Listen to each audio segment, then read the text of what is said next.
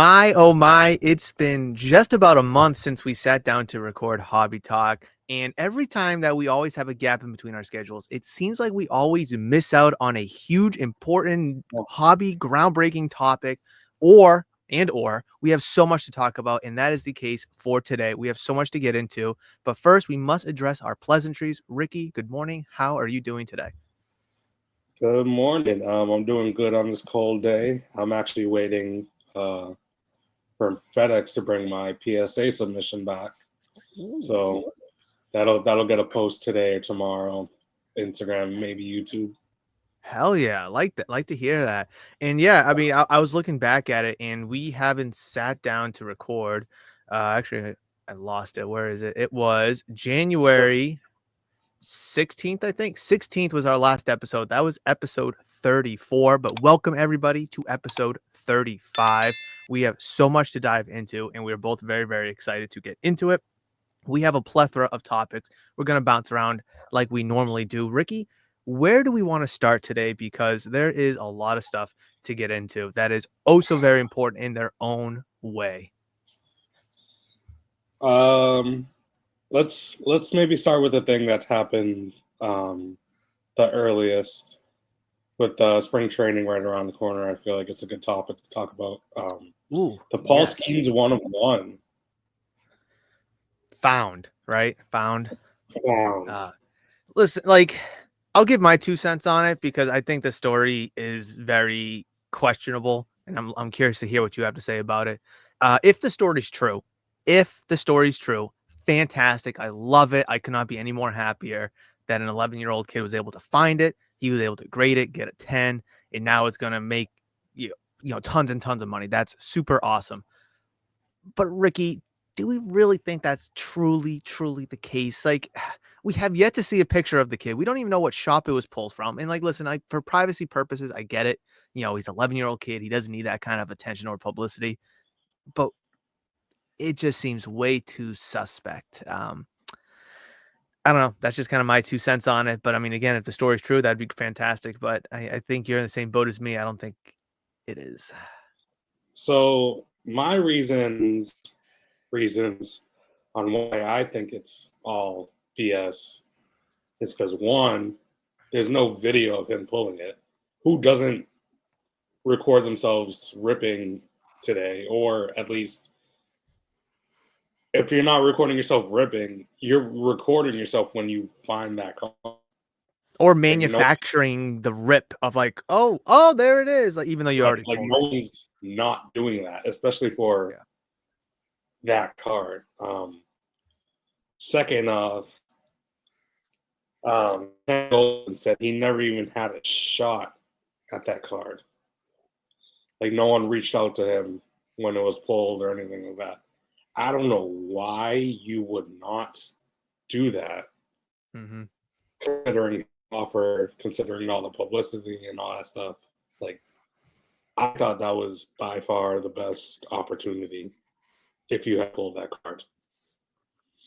And he said he didn't even have a shot at it. And I mean, like you, I would field every single offer. I would have a bidding war out there. And I would obviously decline the Pirates offer. So that being declined is no surprise. But like whether it's Golden, whether it's Fanatics, whatever their auction site is, PWCC, Heritage Auction, you pick any auction house, it does not matter. Uh, you would like to at least have a phone call or a meeting with them to some degree to be like, hey, so and so is offering me this. Can you match that? Or could you do better or anything like that? And again, I mean, how do we not even know what shop it came from? Like, yeah, again, I understand the 11-year-old being private. I totally get that. But like, how does the shop not even post about that? How does the shop not get any crazy publicity out of it? I mean, to me, as a shop owner, Ricky, that is just free advertisement. That's just free Right. gold right there in terms of social media, networking, marketing. Like, we're the shop that pulled the Paul Skenes 1-of-1. That came from our shop. Like, it just seems like a missed opportunity for this shop. Yeah, like even for the lottery, if a convenience store if a convenience store sells a $5,000 scratch ticket, you're gonna know about it because they have They're it gonna plastered hang it. on the Yeah. walls and all that stuff. So like you said, the LCS they got it from really isn't gonna let people know that it was pulled from there. Like, let's be so serious. And Yeah. then what else? Yeah, that journal entry was all BS. Yeah. I mean, now I want to know. I mean, we both think it's fabricated. I'm sure people, there's tons of other people that think it's fabricated, but what's the reasoning behind it? Like, why would Tops and Fanatics do something like this? Like, if it gets exposed, the truth actually gets exposed, and this 11-year-old kid never existed, this card shop never actually had the box to begin with. How's that gonna look? I mean, people, I'm optimistic about the whole Tops and Fanatics, kind of takeover, really, with the whole licensing thing. But there are some people that are skeptical about it, and I totally get that. But like, for those that are skeptical, or for those that are kind of iffy about it, and if the story does come out to be fake, that's just gonna leave a sour taste. You might even leave a sour taste in people who actually are supporting Tops and Fanatics. In all honesty, with just the lack of transparency and the deception, honestly. Yeah, well, now that we see how the Paul Skenes was handled, how is that a triple Olympic auto is going to be handled once it's pulled? The Yeah, Stephen I mean, Curry that's not even out 101. yet. That's not, yeah. So I don't I So just are they just going to go directly to PSA, directly to Fanatics now? and the fact that it got a PSA 10 auto, And no and surprise. The 10. auto doesn't look like a 10 if I'm being It's honest, not. because It's not. It bleeds off the auto card, but whatever. and it's Pay, just pay like enough to it just like Topps is such a company that has such a big name, a big reputation. People love them from all the decades and all the generations. And of course, a lot of people, again, they don't like the whole takeover. They don't like the direction that the company's going into. And something like this just doesn't, it's not going to sit well with a lot of people. And to kind of, I guess, to kind of relate, like, Magic the Gathering had the one of one, the One Ring card, was a couple years ago at this point, but they actually put that card into the wild. I didn't think they would, but they actually did, and someone was able to find it. Post Malone bought it. It came back. I think it came back a PSA 8, I believe, or 9. I forget what it came back as, but it wasn't a 10.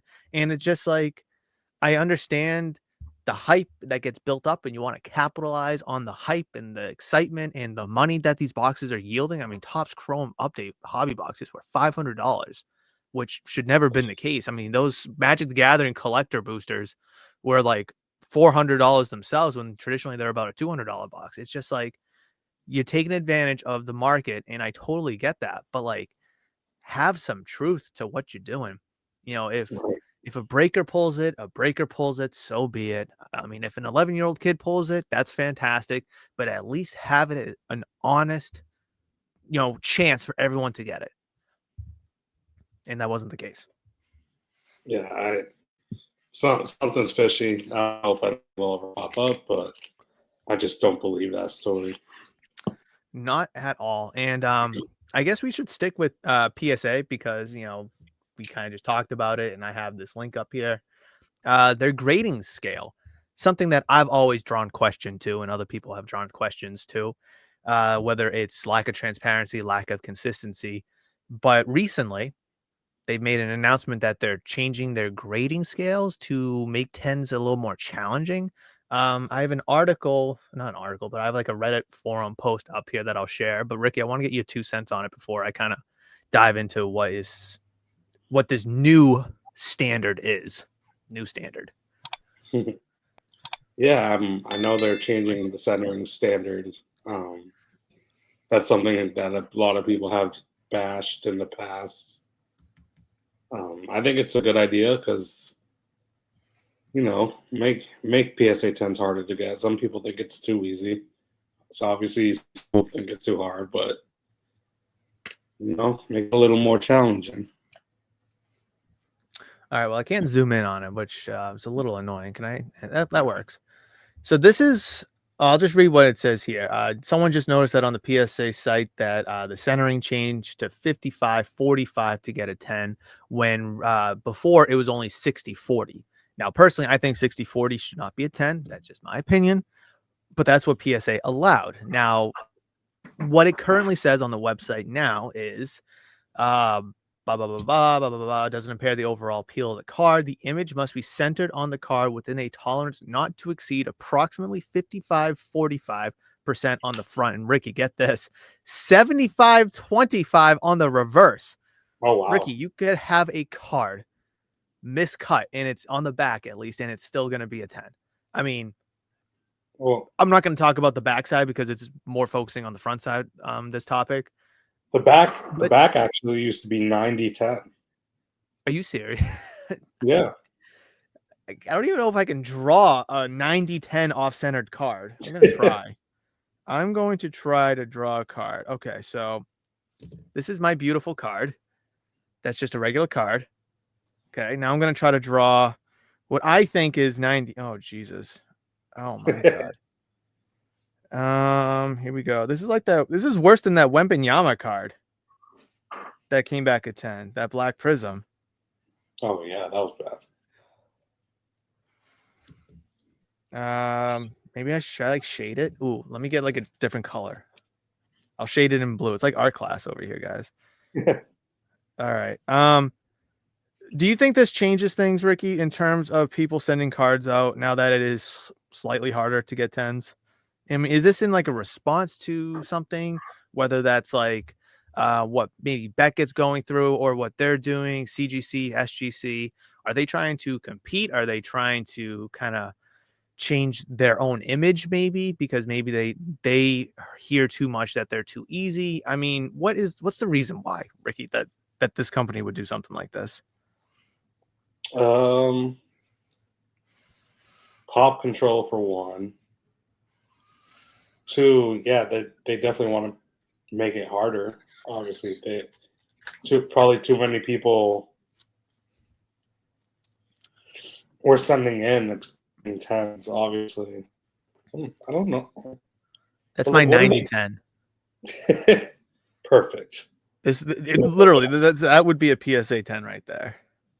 I mean, that's funny. This might slow people down from sending in. I don't necessarily know what PSA gains from this, except like a reputation to get that a reputation that on a new reputation saying it's hard to get 10s now, harder to get now. But yeah, I don't necessarily see what they gain from this. So, as someone that grades with PSA yourself, does this change the cards you send in, the amount of cards you send in, how frequently you send cards in? Like, do you want to send a smaller submission to kind of see what this new standard is like? Or does this change, your kind of philosophy with grading in general? Well, for centering, I really just did the eye test. Like, if it doesn't look too bad, then whatever, then I'd send it in. But now I probably have to pay more attention to this, as I really only pay attention more so to the edges and corners and back and all that stuff. Mm-hmm. Because I kind of back not so much at 75-25. Yeah, I kind of just assume that it'll be decent centering enough. So now I actually have to pay attention to it for real. Now, does this affect maybe how you buy cards at all? Because now you have to be a little bit more cautious of the cards you buy because you need them to be better conditioned and better centered. Or are you just going to worry about this whole grading thing after the fact? Let me buy the cards. Let's not change that. But when it's time to pick and choose the ones we want to grade, that's when we'll kind of crack down, kind of like what you were saying. Right. Like when I buy cards, most of the time I'm not buying them to grade. I buy them because I want them. Mm-hmm. But then I just grade the best ones or the ones best of the best. Right. So like most of the time I'm not buying to grade. I'm just buying to have. Yeah, I think I'm in the same boat with you. I think that, this is going to kind of impact the people maybe in the short term immediately. They'd be like, oh, wow, maybe I should pay attention more. Maybe I should focus a little bit more. And then when they get that first submission or two back, maybe they don't notice any changes and maybe, the whole kind of trepidation kind of goes away. But I think short term, this might kind of cause pause for some people just because, if they're sending in 100 cards and 80% of the time they're getting a 10 back, they're like, oh, wow, we might not be getting this many tens. And of course, tens is what drives the market. No one really cares for nines, no matter what company it's from. It's either a raw card or a 10. And that's all people want these days. So I think there's going to be some concern early on. And then as, time goes on, I think, people are going to be like, it is what it is. 55, 60, what's the difference at that point? Maybe Personally speaking. maybe people will appreciate nines more. I just I don't understand. Well, I mean, I do, but it's a pain because nines are still really, really, really good condition cards. Right. And I understand eights and raws or 8.5 in raw. I totally get that. That makes a lot of sense. But like we can't just jump from it is either ungraded or a 10. There needs to be some kind of middle ground here. Of course, it's just for modern cards. Vintage is a whole different landscape. But like there has to be some kind of middle ground. And that's where the 9 perfectly came into place. And that's why I think a lot of companies you see with 9.5s, kind of thrive a little bit because there's just a little extra juice there. If you don't get the 10, but you can still settle for this and still kind of profit on it instead of totally wasting your money with a 9. I've said this for a while. If PSA ever had a 9.5, I think that would completely just like destroy the market in a good way for PSA. I mean, here I am, speaking good about PSA. But I mean, I've always said if they ever offered subgrades, that would kill Beckett. And I think that obviously they never will, but like companies that now offer subgrades might have to crack down. I guess Beckett's really the only major company that does, because they want to make sure that, they're given the correct grades, otherwise people just send their cards to PSA still. Right. Speaking of grading, Ricky, we're just going to keep hopping along here. Crap, I have to do it this way. Stop. Share screen. I thought I figured this out last time or a while ago. Whatever. Speaking of grading, Ricky, I found that this gem rate company, website that I was using, has an Instagram account. So I started to follow them. And just recently, February 1st, they posted January 2025 items graded. I ask you this all the time, Ricky. Anything stand out to you? Anything sticks out, whether it's good or for bad? Well, it's nice to see that they're all positive in both categories. So yeah, let me ask you that because I also noticed that I'm like looking at it and I'm like, nobody's in the red here or negative, I should say. But no, they're all positive. Even Beckett. And every time we sit down and do this, I feel like Beckett's always down compared to like last year. So do you think that it's a good thing that people are grading cards more? Like more? Obviously, that's going to put more into the market. But like, do you think this is an overall good thing?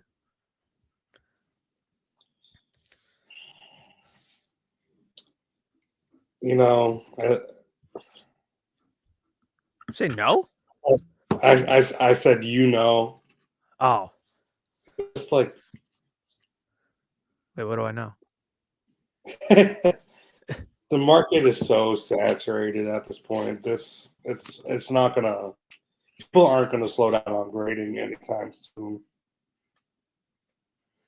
That I agree with. And I mean, when PSA is probably averaging over 1 million cards a month grading, I mean, that just doesn't help. I mean, it's good to see CGC separate itself from SGC a little bit. It's good to see SGC separating itself from Beckett. And it's good to see Beckett's up from last month and obviously last year as well, whereas months past, we've seen, a lot of them in the negatives one way or the other. But people are grading. It's not like grading is getting cheaper. I mean, compared to when COVID first happened, yes. But like, I feel like the price per card grading, unless there's like a special, whether it's in the holidays or like, Top Series 1 just came out. So, SGC might do like a $9 special. But for the most part, price per card for grading is stabilized, whether that's PSA in the membership at like, I think 15 or 14, but the regular is 25. CGC, it's about 15, I believe. SGC has been pretty constant at 15, 10 or 15, I think. And then you got Beckett with subgrades around 18. So it's like, these prices compared to years past have stabilized. And for the most part, they're affordable for most people. So I'm not surprised to see more people getting cards graded. But again, I still think we're in a market where we're only getting cards graded just for the resale, the potential resale value. Sure, there's Mhm. going to be some exceptions of people, oh, I just want to get slabbed up. I just want to get it protected. I just want it to look good in a slab. There's going to be those cases out there. But I think overall, people are just only getting cards graded still to this day just for that potential resale value. But Ricky, we're still in a landscape where it's either raw or 10. Anything else from modern cards, you're just wasting your money. So wouldn't you think that shies people away from getting cards graded?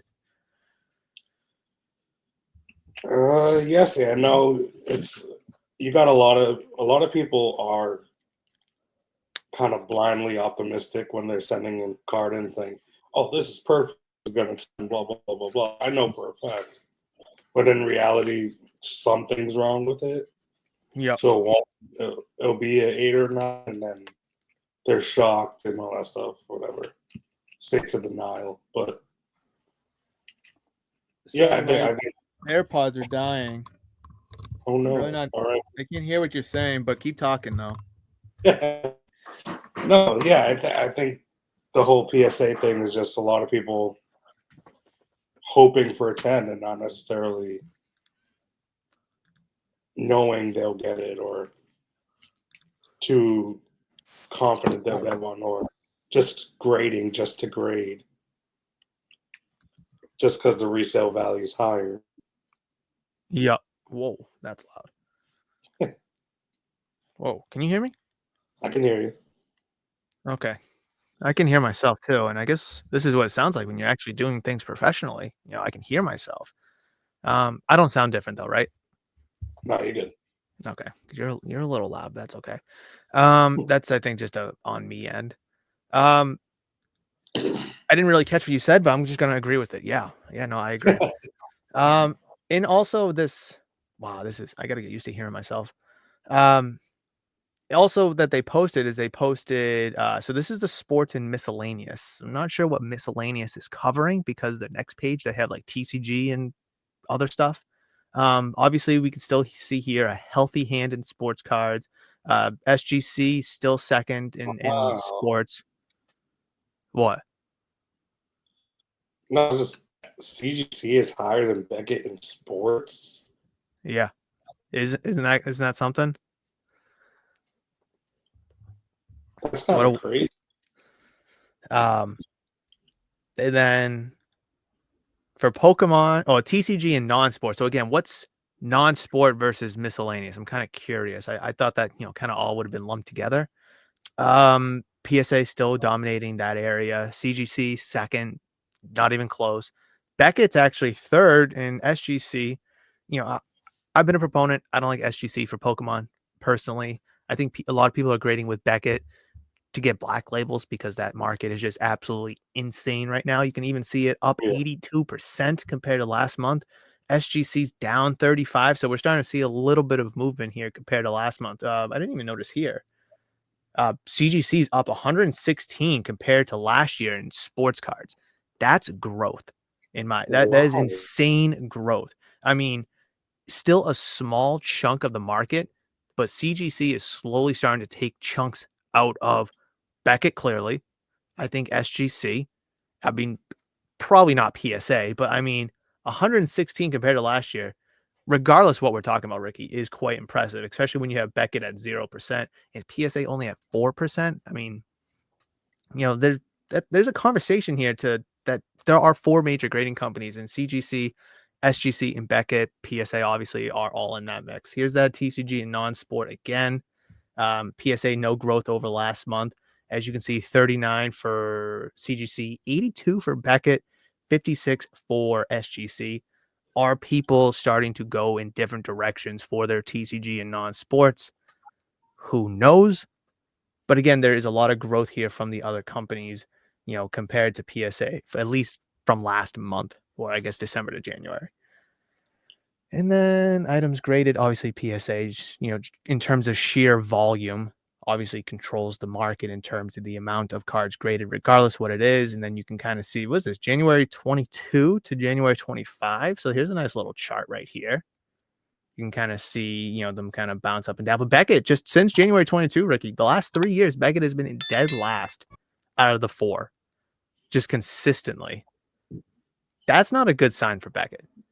Like, I understand a month here, a month there, but there's got to be times where you pop up second, third. Wow, this is interesting. I didn't even notice this the first time looking at it. That is something. Well, Beckett ever really like specials or anything like that?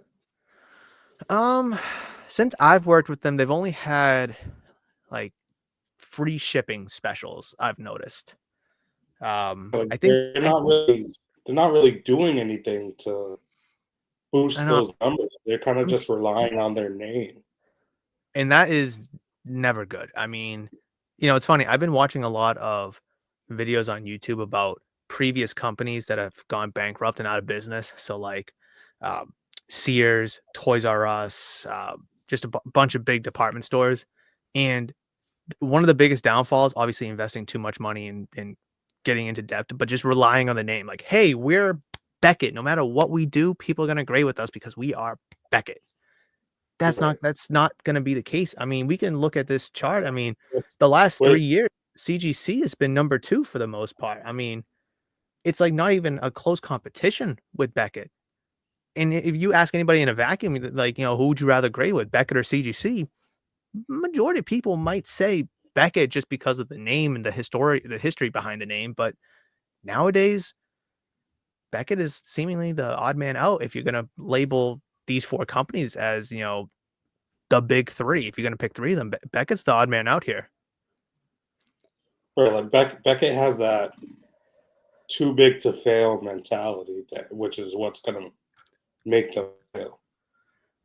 Which is just not a good formula for success, in my opinion. It's just that kind of mindset just never works out. Let's see. There's another couple pictures here too. Items graded by month. CGC, obviously. There's no PSA on here. I guess it's zoomed in of the other one because PSA is just way too high. So now we're able to zoom in and kind of look at the disparity, because if we look at the disparity here, it doesn't look all too bad. But then you get here and you can really see the disparity of Beckett falling and SGC and CGC really rising, separating themselves as 2 and 3. And then here's the breakdown, the numbers, non-sport, da-da-da-da. And what is that? That's by PSA. PSA, most graded sets.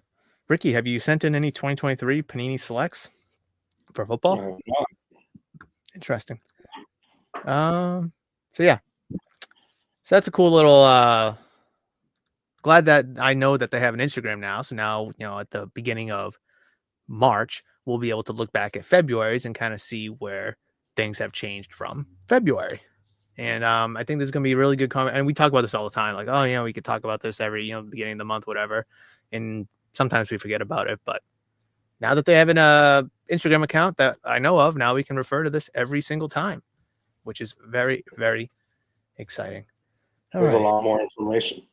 It is so much more information to dive into. I mean, just to kind of see the separation from Beckett compared to CGC and SGC, just to kind of zoom in on that. It, for someone that grades with Beckett, whether it's me or just anybody, really, you got to be a little nervous about it.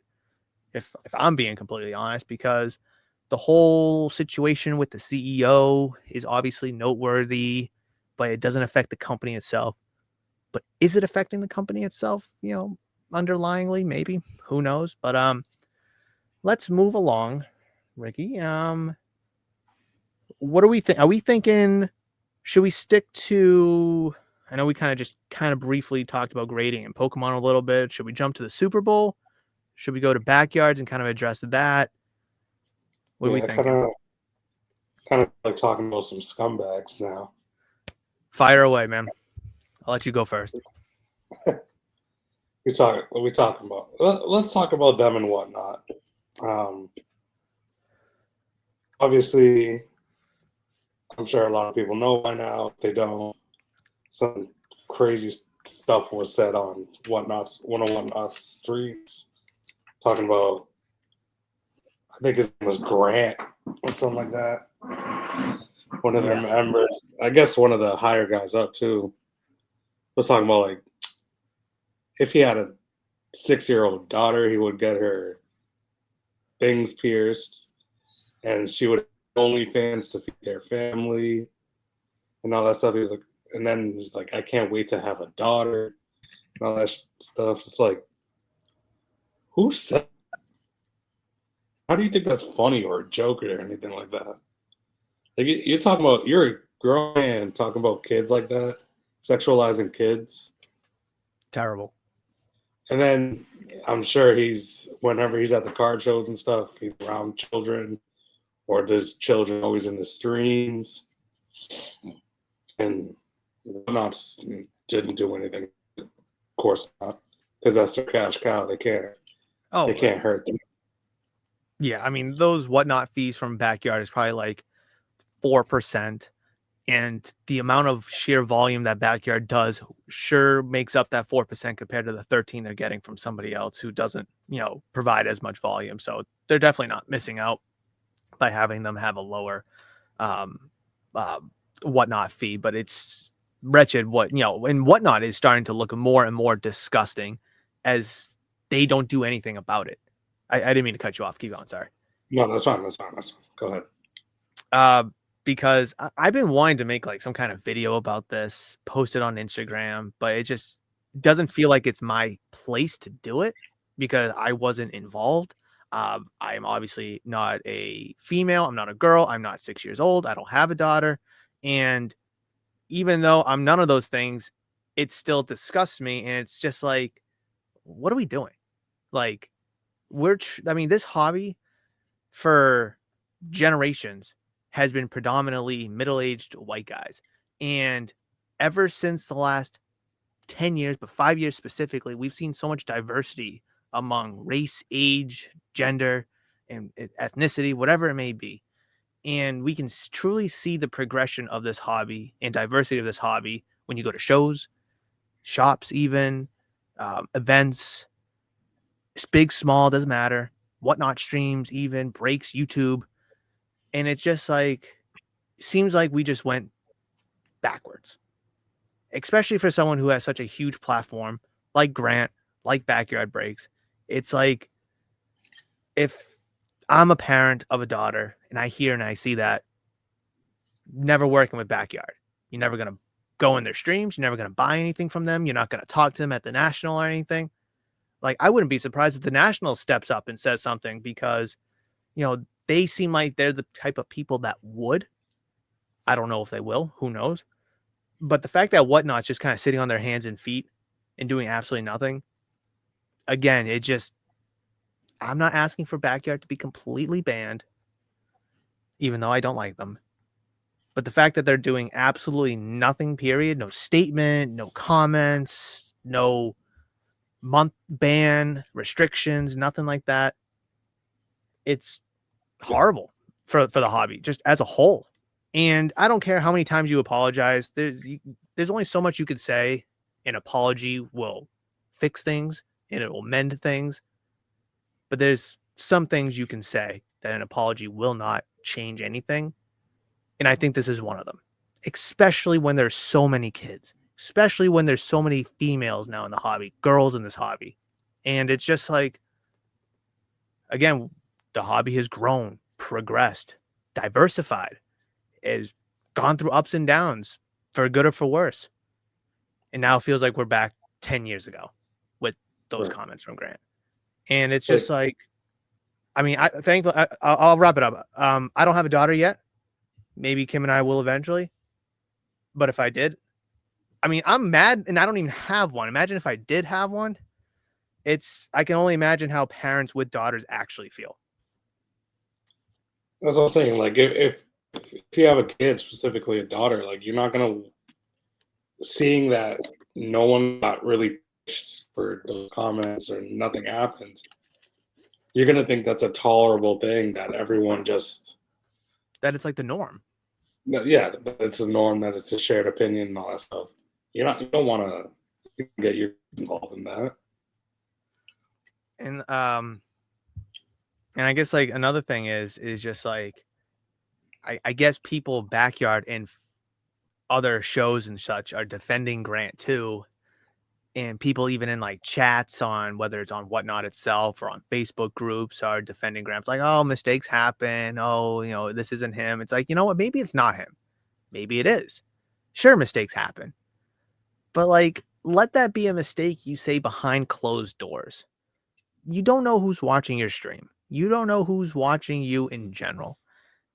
And like obviously part of his character and his persona is this free nilly willy, I'll say kind of anything. Oh, I'll hype up an out of 149 Derek Carr card just to get your money and screw you over.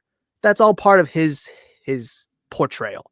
But like as many times as you want to hype up a $2 card that someone paid $200 for the break spot and how many times you screw people over, there's still lines that you do not cross. In Backyard, I think Grant is obviously guilty of this. They cross so many lines and they get away with so much of it. But this is a line that they should not be able to cross and should not be able to get away with. But again, the further that we go without any ban, restriction, or a comment from Whatnot or anything, what's to stop them from it happening again? Because you go into their streams and they're still gonna have hundreds of people buying into these breaks, paying hundreds of dollars anyways. So what's gonna Right. stop him from slipping again and saying, something more disgusting or something similar or something just as bad? Nothing. And that's terrible. Yeah, it when this was all happening, I remember seeing posts on like their supporters were gathering names of people who were bashing them and like gonna confront them at shows or at shops or whatever. And it's just like that's so weird to me.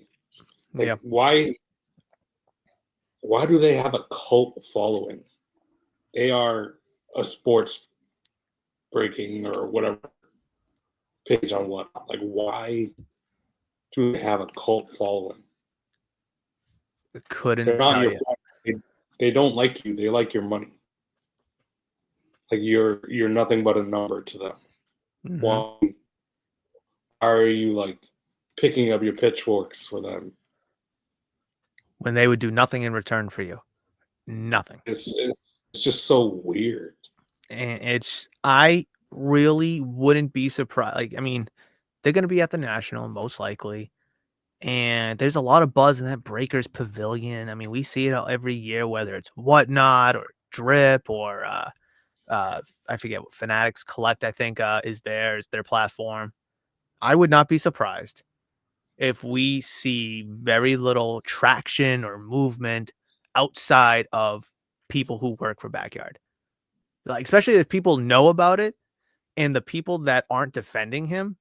Like, I mean, if you're going to defend Grant in Backyard, then sure, you'll be kind of congregating there. But that just shows you what kind of character you are when all these other people aren't away.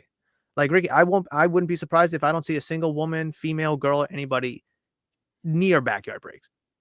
Right. I wouldn't be surprised. I mean, the people that are defending him, the people that are not defending him, excuse me, are the people that are going to speak the loudest. And I think Whatnot at the not Whatnot, sorry, Backyard at the National will feel it, and they're gonna be like, they're gonna act like nothing's wrong, but people will see. Me, you walking around, will see, and it's a damn shame because they shot themselves in the foot by saying this, not doing anything about it, and just yeah, I don't know. I'm kind of done talking about it. Yeah, the only thing what I had to say about it is that they publicly don't talk about topics like that, which is complete BS because in the past they have publicly confronted and publicly like made statements on controversies and things that happen. So they're just keeping silent backyard because it's backyard. And honestly, I mean, breaking itself has taken such a steep decline over these last 4 years, Ricky. This time in 5 years from now, I wouldn't be surprised if Backyard doesn't break anymore because they're already doing repacks, they're already doing singles, Whatnot. the fees are extreme for a lot of people. They're not making enough sales. They think it's pointless. They'd rather just go to eBay with things. Like sure, Whatnot is great in a lot of ways. It gives you entertainment at any second during the day. It gives you access to buy and sell cards at any time of the day. You might be able to find great deals at any time during the day. So there is a lot of good, but I mean, at least here at the Shop Brigade, more and more people are getting away from Whatnot and breaking. They have learned their lesson of how dangerous Whatnot is of a platform because they spend $2,000-$3,000 without even thinking because they don't feel them spending money just by tapping on their phone. And they're not making anything back in breaks. They're spending multiple hundreds and thousands of dollars in break spots and seeing no fruitful return. They're not even breaking even on it, honestly. And I've said this before. I've said it to other people here at the shop. People here at Murph's Card Town, they're opening their own boxes for fun. They're having fun again because it's way more affordable than it has been in years past. And they don't mind spending $100 or $200 on a box to potentially pull something good, but they're also guaranteed to have fun. And that's kind of their viewpoint. But if you join a break, you're sweating, you're stressing because you want to make sure that that break spot pays for, what you paid. And people are buying singles for their collection again. Like I'm seeing less resellers, less flippers come in the shop, but more collectors. Like I'm selling Dustin Pedroia autos. I'm selling Teddy Bruschi patch autos. Like these are cards I weren't selling a year ago, but people want to collect their favorite players. And that is how they're enjoying the hobby, at least right now here at the shop. And I think we're going to start to see a transition away from Whatnot more and more and more as we go on. Whatnot and breaking, I should say. Yeah. One thing I will say about all this is I had never really understood the rip and ship market. Like why? Like one, that's an easy way to get scams because of what you see, like people pulling cards off the screen and all that stuff. Two, you're taking the fun all away from yourself. Like what the whole point of ripping packs is to rip the pack. And then three, oh yeah, this guy. Speaking of scams, three, it's like I don't know. I forgot. You're what am I trying? You're depriving yourself content. You're paying the person to make content by ripping your own packs.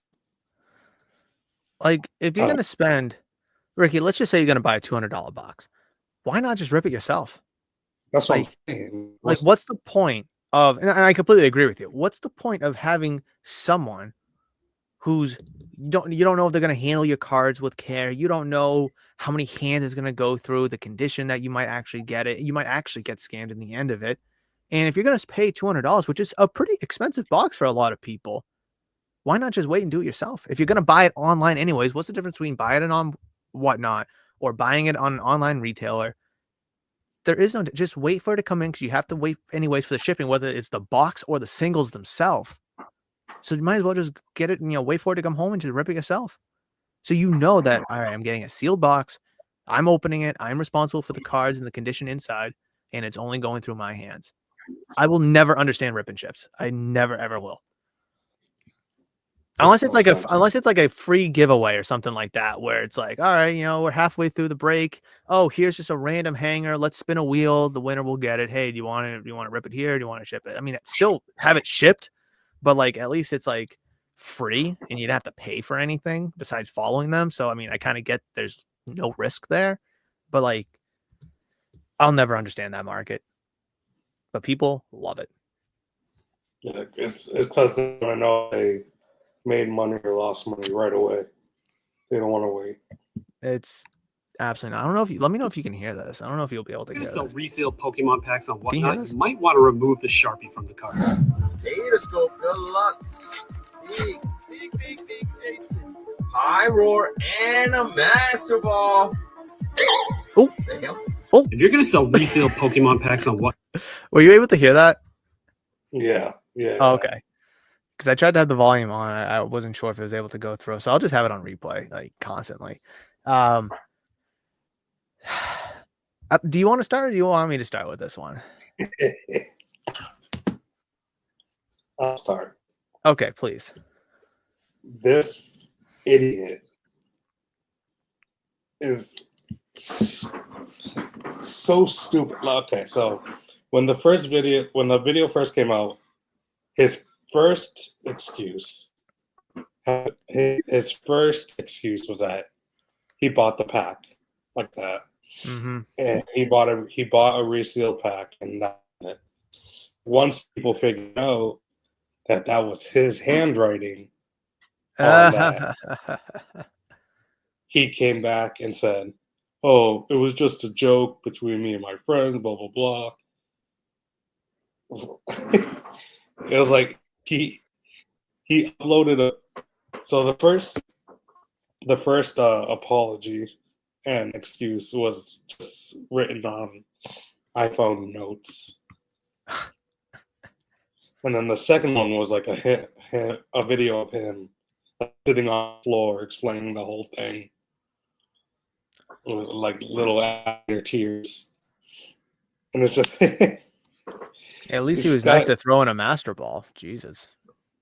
Right. Like, this guy's so stupid. Like, he got caught. Just admit it. I don't know why you have to lie about it. But now his Instagram comments are turned off on his new post because he's scared and he messed up. He's a liar. He knows he's a fraud. Let's see if I can look him up. Macho Mikey. How do I spell it? Oh, Mikey. I don't know if this is him. I don't think this is him. No, I don't think so. It doesn't matter. I could care less. You're gonna sell resale Pokemon. Click on it's PKMN, number 2. Go. Hold on. Yeah. Hold on. PK. Oh, MN2 go? This guy? Oh, wait, you're not looking at the same screen I'm looking at. Okay, hold on.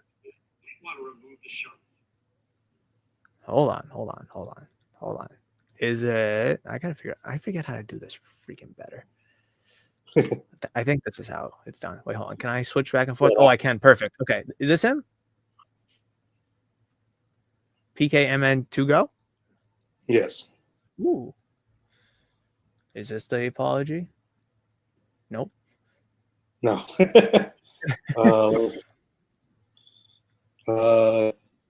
He might have deleted both. I wouldn't be surprised. I mean, how do you stay on the surface after that? When's this from? That's from November. Oh yeah, he definitely deleted the post. Deleted both of them. Well, for anybody watching, don't do business with this guy here. PKMN Pokemon 2 Go. No, it's not. Whatnot's name not even in here. I mean, YouTube, TikTok. Oh, there's Whatnot right there. Oh, I'm not clicking on it. Anyways,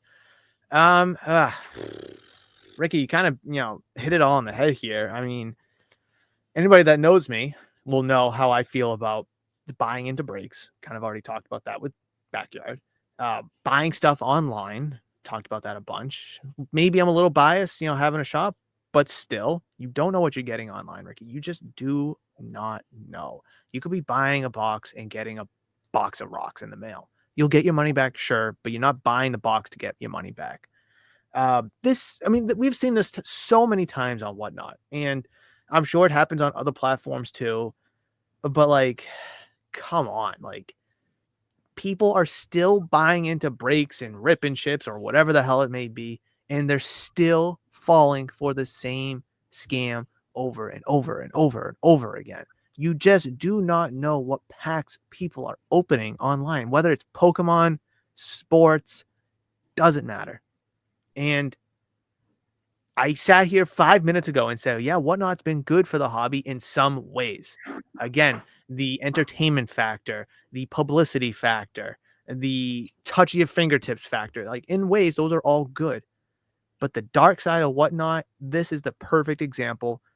And there's going to be another streamer that's going to do the same exact thing, and they're going to get caught. I've seen videos of somebody ripping Evolving Skies. There's a Moonbreon.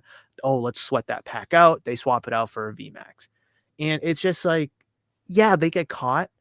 But how many of them don't get caught, though? How many of them are getting, sliding away Oh, I did it once. I can do it again. I did Like it you twice. got I can do it 3 times. like It's with this guy, you terrible. got to think, how many times has he done? This is just the one time he got caught. Like, I mean, I was just on his oh, I could have just clicked it right here. The guy tagged him in it. Like this guy's got Yes. some good social media. He buys and sells cards. He makes stupid posts like this. And it's like he's got a good following. So clearly that wasn't his first show. That wasn't his first break. It's not his first day in the hobby. So it just makes yourself think, how long has he been doing this? How long has he been scamming you out of the cards you should have gotten? How many how many Moonbryons, how many Bubble Mews, how many Charizards has he screwed from people with these fake packs, these rigged packs? And it's not that hard to reseal packs. I've never done it before, but if you open packs carefully, you can easily take them out, take out the hit, and put them back in, and that's a small adhesive. And when you're opening on stream, Rick, you can't even tell what the adhesive looks like. You have no idea. I mean, it's just terrible that people will still fall for this. It blows my mind. And I hope everybody in this stream that was watching sees this and never does business with this guy again. I mean, he should be banned completely. That's how you eradicate the problem, is you come down with harsh penalties if you're whatnot. You have to police these people. It doesn't matter. There's no second chances. Ban them completely. And then Drip should do the same thing. Oh, we saw that. If we see this account come through ours, don't accept them. Ban them right away. That's how you protect the consumer. You, me, people buying, people trying to, enjoy a Prismatic Evolutions break. Wow, this break was so cheap. Huh, I wonder why. Because you're getting rigged packs. Packs that he already sold that he's putting back together to make more money. That just shows you what kind of person he is and what kind of person those other people are who are also doing it. Because he's not the only one. There's tons of other people doing the same thing. So, sad. So sad. What's even more sad, real quick, is that people are defending him like they were backyard. Oh, he made a mistake. Oh, that's not the kind of person he is. Blah, blah, blah. Oh, he was just making a joke. Like, no, like, that is the kind of person he is. You don't do this by accident. You do not put a card that you use in a previous stream, a previous break, back into a pack, reseal it, sell it as if it's brand new. Oops, my bad. That was a mistake. No, a mistake is shipping the wrong card, or not shipping the right card, or delayed in shipping, or under packaging something, or whatever it may be. Those are mistakes. Or sending too many cards for that matter. That's not a mistake. That is deliberate. That was planned in advance. And that is just absolutely. Imagine if I did something like that, Ricky, here at the shop, how crucified I would get by people. Right. No one would. If people caught wind of that, they would unfollow me. They would unsubscribe from me. They would never come to the shop. They'd leave me 1-star reviews. Shop would get destroyed. I mean, if you started breaking and you did something like that, no one would break with you. No one would buy from you. Rightfully so. Exactly. Rightfully so. Like, I mean, I sit here all the time. If I earned a 1-star review, then give me a 1-star review. But like, he's going to get customers again. People are going to break with him again. And it's just like, do you guys not learn? And it's not just him doing it. Again, it's so many other people doing it. It's like getting away with it. It's both the streamer who's at fault, and in some ways it's the buyers at fault too for falling for this trick, falling for the same thing over and over and over again. Just delete the damn app. It's not that hard. God damn. I am fired up today, Ricky. Damn. Okay. All right. The Super Bowl was fun. Yeah, that was great. I loved it. That was a fantastic game. Oh, I guess I need this monitor back up. What were your thoughts? Okay, well, before I ask your thoughts, so let me preface with this. Last year, I said Brock Purdy needed to win the Super Bowl for the hobby. We needed somebody else to get a taste of victory, someone else to kind of buy the whole Super Bowl champion thing, because Burrow failed, Hurts failed the year before. and then Purdy, failed. But with Jalen Hurts winning, and again, I said the same thing. Jalen Hurts needs a win for the hobby, so we can buy another Super Bowl champion. Do you think the Eagles winning was good or bad for the hobby? I think it was good because, as we saw before, if Mahomes won, his cards don't really go up or anything like that. The loser would just drop.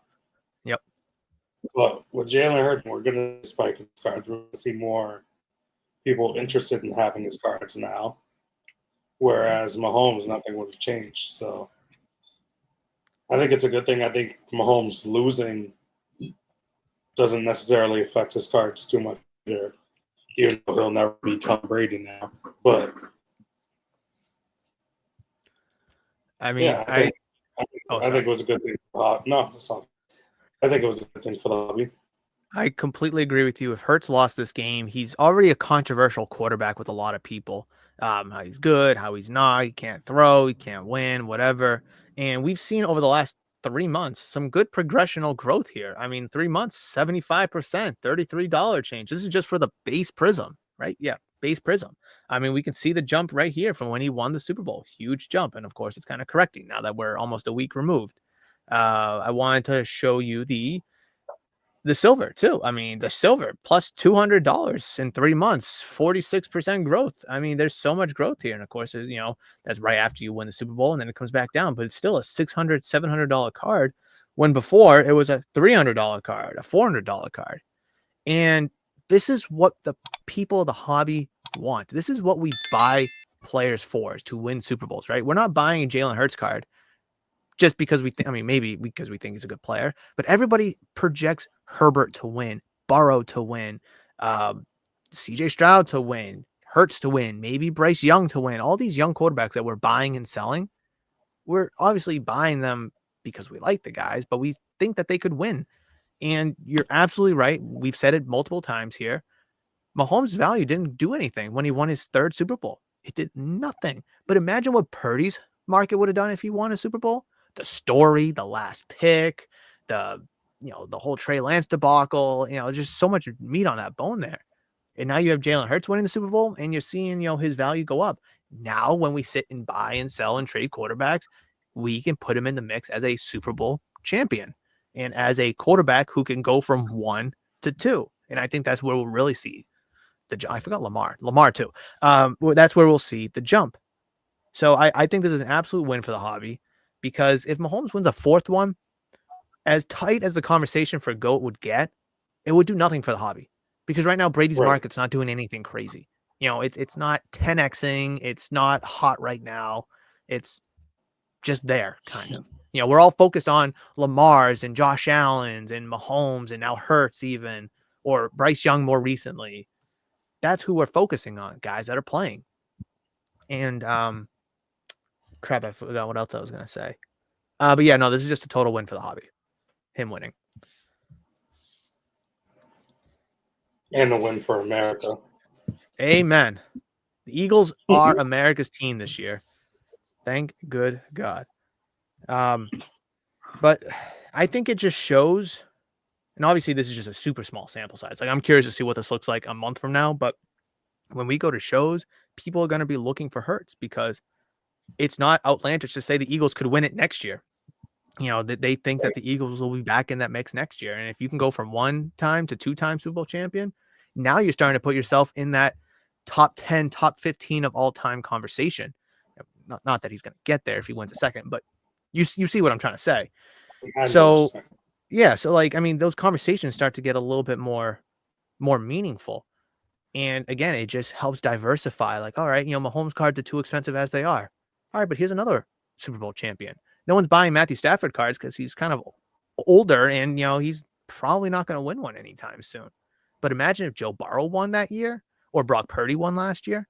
Like, young guys that we're currently buying and selling, who are in recent draft classes, who we see a future in them, I think is just all the better for the hobby. Because if you can't afford Mahomes, that's okay.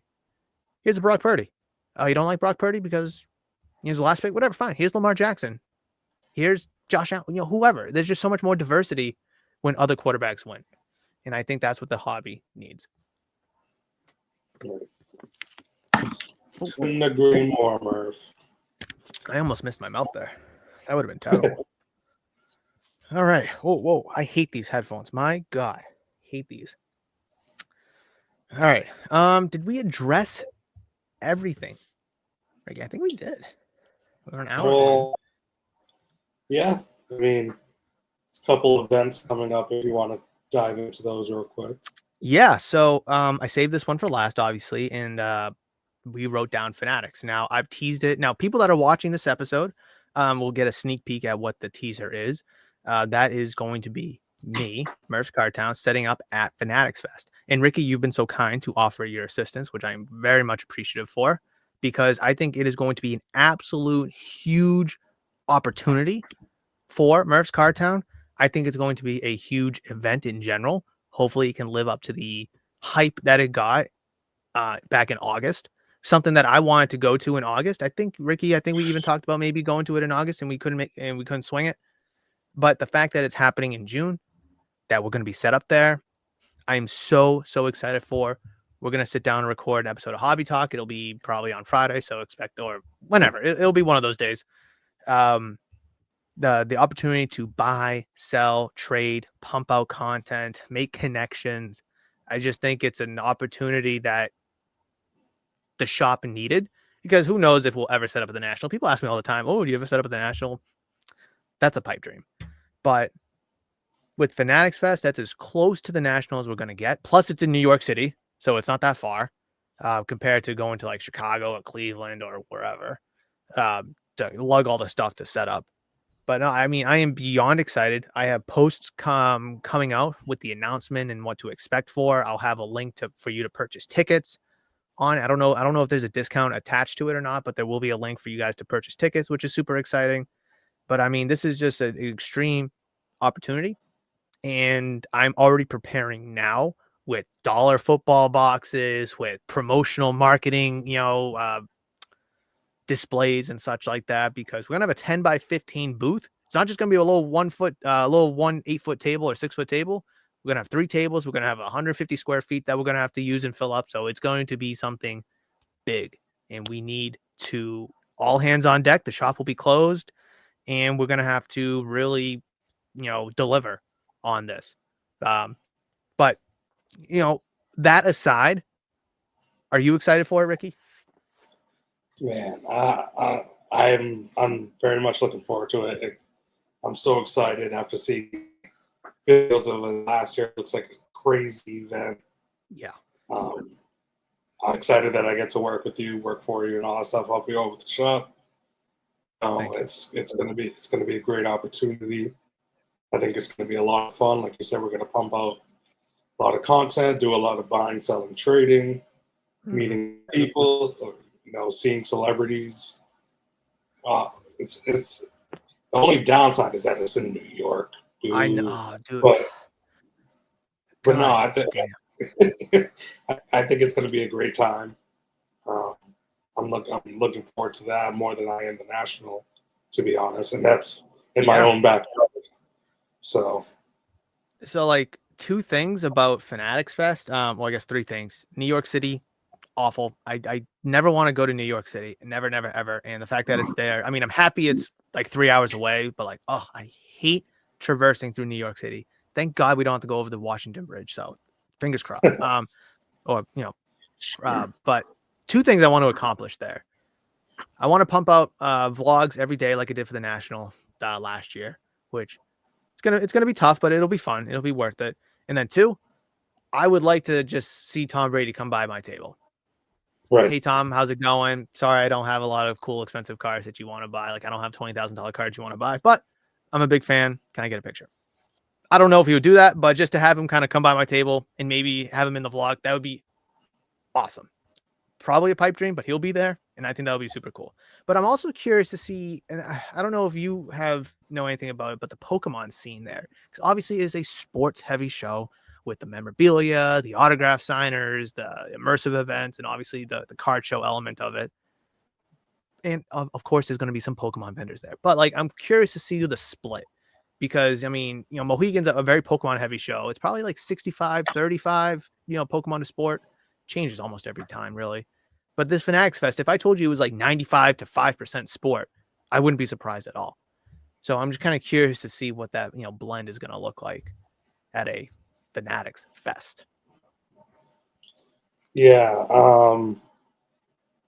From what I remember, I don't like even the videos I watched, the posts I saw. I don't remember seeing too much, if any, Pokemon, but this year has gone up so much. Pokemon has gone up so much, and popularity and all that stuff. So I wouldn't be surprised if we see some there, but it's obviously going to be very sports focused. So we can talk more about like Fanatics Fest as we get closer and closer. But before we wrap this up, because we have a little extra time before I have to open, I do want to kind of pick your brain on the current Pokemon market. And I feel like we should have probably wrote this down, but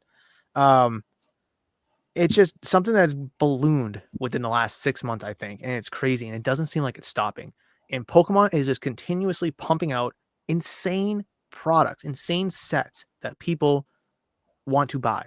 Like there's a rumored super prismatic evolution collection, whatever, that's gonna have like 15 packs in it or whatever.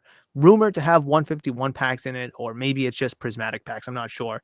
But products like that will get people killed, I think. Because we see what's going on at these Costco's and we see what's going on at these Targets.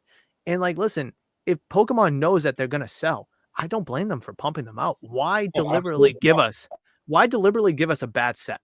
Like Shrouded Fable was probably one of the worst sets in recent years. I don't think they thought that it was going to be a bad set or a dud.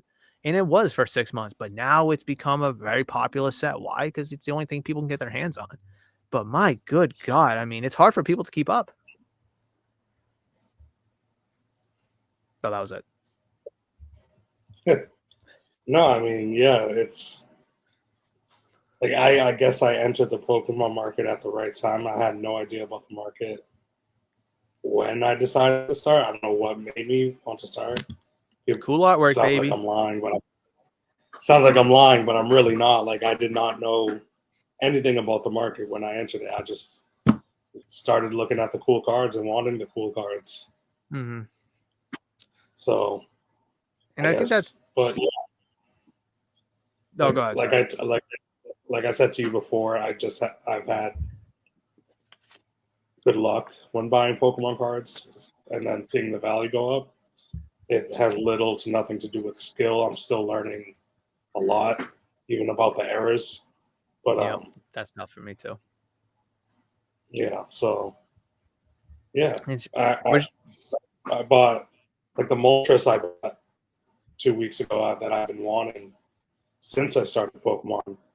I bought it for $360 2 weeks ago, and I checked last night. The last day was $450. So it's everything is seemingly going up, and like I mean, not that card specifically, but I do remember cards were like anywhere from like $10 to $30. And now those cards are selling for close to like $60 to almost $100, and just ungraded for that matter. And now we're starting to see like tens that were like once $80 to $100. Now they're going for $300 to $400. It's just like I don't see a bubble in sight. I don't see a burst in sight. I don't see an end in sight for that matter, because this prismatic super collection, then you got Journey Together, Team Rocket, black and white, like not a reprint, but a black and white kind of set. And I think there's a Destined Rivals that's supposed to come out, I think in May or June, another core set. So like there is insane good sets coming out, and Pokemon knows what this current market is, and they're going to keep giving us these sets, as they should. But it's just like, wow, we are in a very weird spot, a spot that I think we similarly saw with COVID. I mean, the shop didn't sell Pokemon, when COVID first started, so I don't really kind of know that area. The shop kind of got into it when it calmed down a little bit with Astral Radiance. That was the first set that Murph's Card Town was selling. And ever since then, I've never seen anything like this before. It's both good and bad. I think for the most part, it's bad, but we can obviously talk about that at another time. But I just wanted to briefly address that Pokemon cards are absolutely crazy right now. And people are collecting it. People are enjoying it. But there's also people out there, who are just trying to go to Costco's and Target just to buy it, to flip it. And, those are the people that, those are the people that, don't help things, but I guess that's kind of what makes these products so expensive is the lack of the lack of inventory available to the any given consumer. But yeah, Ricky, I mean, you're seeing it. I mean, just picture back when you first got into it. Obviously what you knew then compared to now is obviously a dramatic difference, but just kind of picture what the market was like back then. I mean, how many cards of yours have gone through the roof in terms of price? How many times have you've looked at your collection, like, oh, it's only a $5, it's only a $10 card. Now that card's like a $40 card. I mean, it's just insane. And it's all sets too. I mean, nobody wanted to touch Scarlet and Violet base. Nobody wanted to touch Paradox Rift. Nobody wanted to touch Shrouded Fable. Now these people are touching the stuff and they're buying it and they're selling it and they're grading it because A, it was the only thing on the market, but B, we're starting to appreciate cooler cards. And I think we're starting to see that cool card aspect really start to get appreciated, of course, with other variables as well. But that's kind of my 2 cents on it. Oh, and he's gone. All right. Well, Ricky lost connection. We'll blame the weather out in the Midwest. But like I said, lights were kind of flickering here before we started recording. But nonetheless, guys, thank you so much for joining. We had an absolute fun time, an absolute blast talking about all these crazy topics for both good or for bad. But it's, as bad as some of them are, we do need to talk about them. We do need to have serious conversations about them just because of the importance and the severity that these topics kind of weigh, honestly. So I appreciate you guys watching. I mean, this has been well over an hour, so I appreciate your time. If you haven't already, smash the thumbs up button, comment down below any thoughts, questions, comments, concerns, anything that you have to say in regards to what we talked about in today's episode. I'd definitely love to further. Oh, Ricky, you're back. I am. Hello. I was like, oh, we lost Ricky. Thanks for hanging out with us. Thanks for watching. I was about to do my outgoing take. But I mean, because I was going to say, buy James Wood, and then I was going to kind of go into my outgoing take. But since you're here, Ricky, what's your outgoing take? No, but yeah. Now that 2025 Series 1 came out, we're buying James Wood rookie cards. Yeah. Not a fan of the base design, but it's growing on me. I haven't ripped any yet, but I hope I'd be happy with some base James Woods. But yeah, no, I think I've said this before, but after talking about these scumbags today, just honesty in the hobby goes a long way. That Amen. You being honest and all that stuff is going to go a lot further than scamming than that $100 you scammed out of someone. Because once you get caught, that's it. Ignore these big dudes just getting a slap on the wrist. That ain't going to happen to you. No, I mean, we're seeing a lot of smaller accounts get outright banned. And it's just like, well, if they're getting banned, then so shouldn't the big accounts too. I mean, besides the money that they're bringing in and obviously the following, like, what's the difference between that wrong and that wrong? Wrong is wrong and it should be dealt with. So yeah, no, I completely agree with you. Once, honesty and integrity is torn, it's tarnished. Second chances only go so far, if given. So no, I completely agree with you. My outgoing take, oh man, what would my outgoing take be? Continue enjoying the hobby. A lot of people are getting caught up with the whole buying and the whole selling thing. Just have fun. Collect cards you like. Collect cards you want to buy, you want to cherish, you want to enjoy.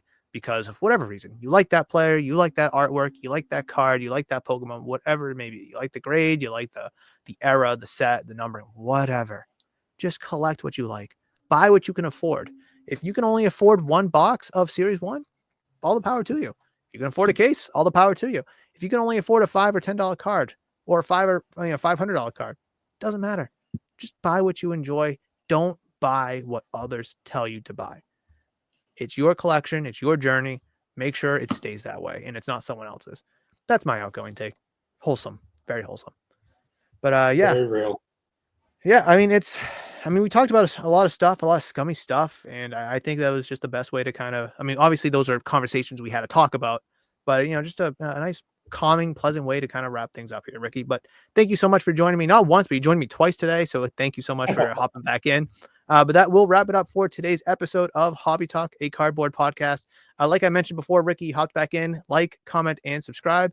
That will do it for this video. Ricky, thank you so much. We will both see you in the next episode. But until then, peace out, guys.